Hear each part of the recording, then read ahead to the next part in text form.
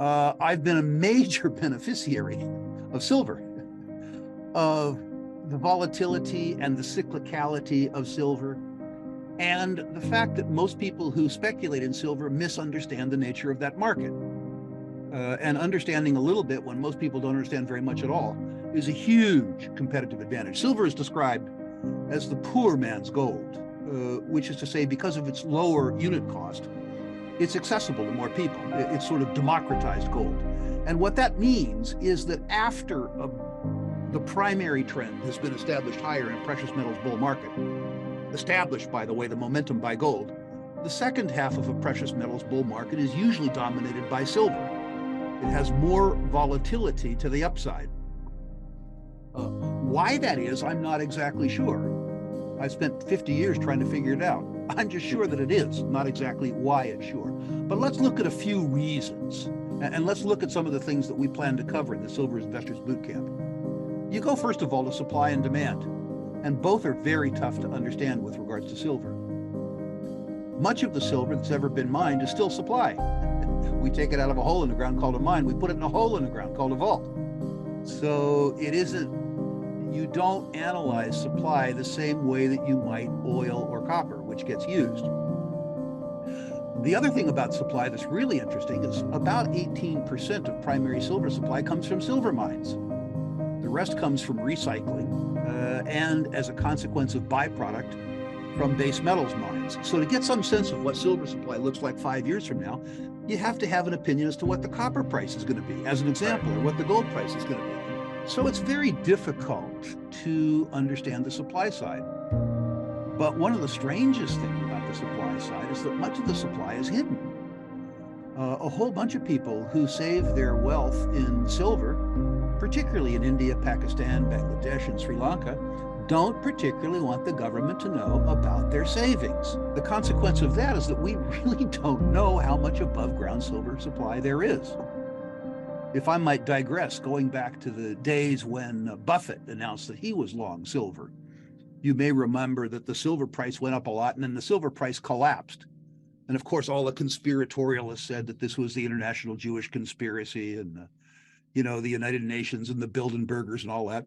What actually happened, we think, is that the silver price went up in US dollar terms, the rupiah fell by half in US dollar terms, and there was a bad harvest, which meant that the silver price quadrupled in rupiah terms at the same time that the Indian peasantry had a need for cash. Silver fulfilled its role, and silver came out of India into the world market, collapsing the silver price. This is perversely one of the reasons why I like silver, because so many people who try to understand it don't know very much about the fundamentals. It's difficult to understand supply, it's difficult to understand demand. What isn't difficult to understand is favor.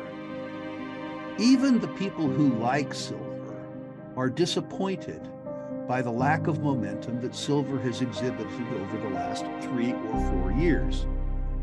In order to be a speculator, in order to buy low and sell high, you have to buy assets that are out of favor.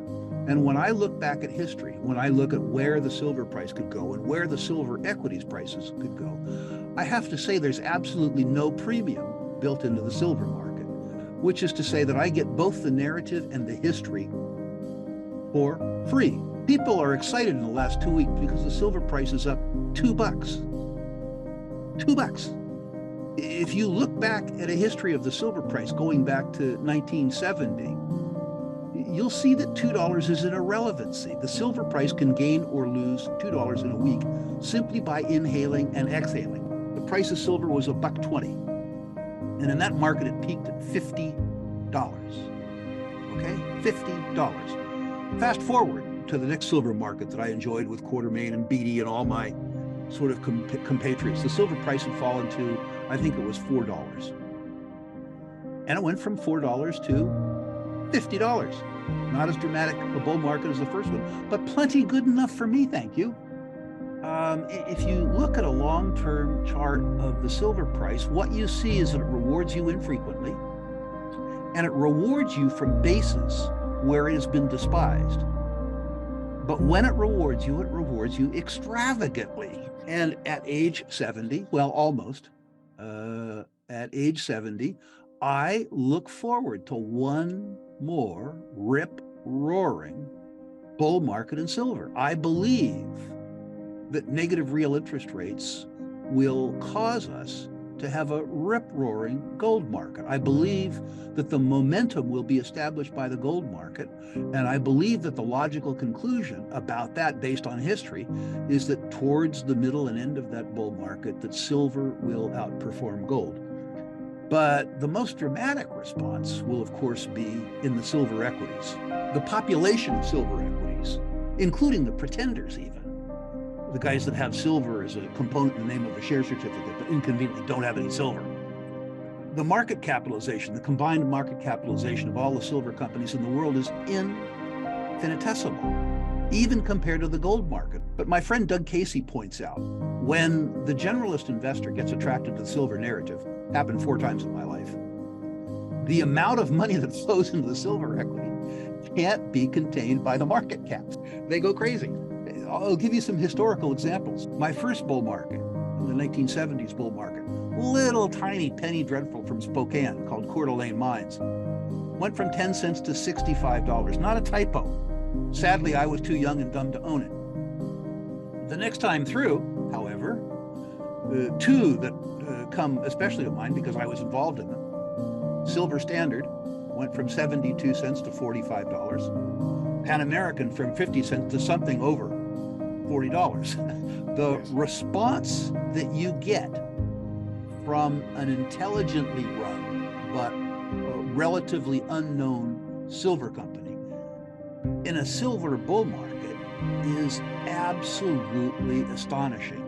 Now, this isn't something that somebody wants to put their child's college tuition fund in.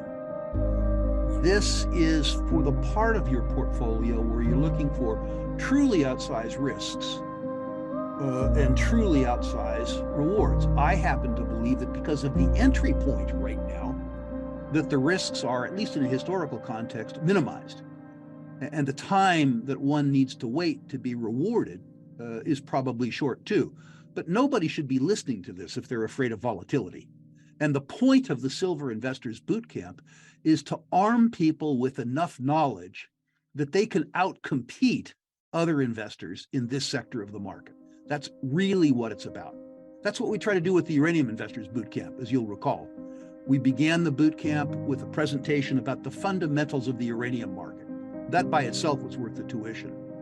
But then we moved from there to people who had 30 years experience in the uranium market. We talked about how to build a uranium company with people who had built uranium companies. We're going to do the same thing in the silver, because the lessons of the Ross Beattys and the Bob Quartermains and the Randy Smallwoods, who built multi-billion-dollar silver companies, are instructive for people to understand when they think about how to invest in silver companies today.